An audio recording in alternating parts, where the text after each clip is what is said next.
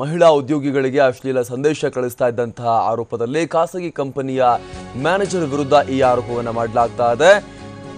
ದೂರು ಕೂಡ ಈಗ ದಾಖಲಾಗಿದೆ. ರಿಚ್ಮಂಡ್ ರಸ್ತೆಯ ಖಾಸಗಿ ಕಂಪನಿ ಮ್ಯಾನೇಜರ್ ದೂರನ್ನು ದಾಖಲು ಮಾಡಿದ್ದಾರೆ. ಬೆಂಗಳೂರಿನ ಅಶೋಕನಗರ ಠಾಣೆಯಲ್ಲಿ ಪ್ರಕರಣ ದಾಖಲಾಗಿದೆ. ಒಂದು ವಾರದ ಹಿಂದೆಯೇ ದೂರನ್ನ ದಾಖಲಿಸಿಕೊಳ್ಳಲಾಗಿದೆ. ಮಹಿಳಾ ಉದ್ಯೋಗಿಗಳಿಗೆ ಅಪರಿಚಿತನಿಂದ ಮೇಲ್ ಮೆಸೇಜ್ ಬರ್ತಾ ಇತ್ತು. ಮಹಿಳಾ ಉದ್ಯೋಗಿಗಳ ವಾಟ್ಸಪ್ ನಂಬರ್ಗೆ ಈ ರೀತಿಯಾಗಿ ಸಂದೇಶ ಬರ್ತಾ ಇತ್ತು.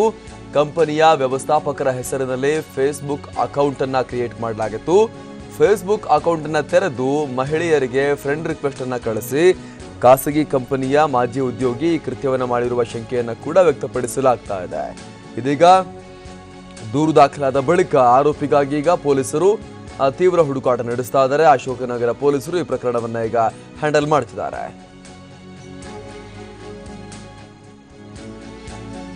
ಮತ್ತಷ್ಟು ಮಾಹಿತಿಯನ್ನ ಕೊಡ್ತಾರೆ ನಮ್ಮ ಪ್ರತಿನಿಧಿ ನಾಗೇಂದ್ರ ಬಾಬು. ನಾಗೇಂದ್ರ, ಏನ್ ಮಾಹಿತಿ ಸಿಗ್ತಾ ಇದೆ?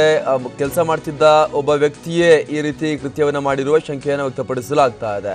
ಆತ ಯಾರು ಏನು ಅನ್ನೋ ಬಗ್ಗೆ ಏನಾದ್ರೂ ತನಿಖೆಯ ಬಳಿಕ ಈಗ ಮಾಹಿತಿ ಸ್ಪಷ್ಟವಾಗ್ತಾ ಇದೆಯಾ, ಹೇಗೆ?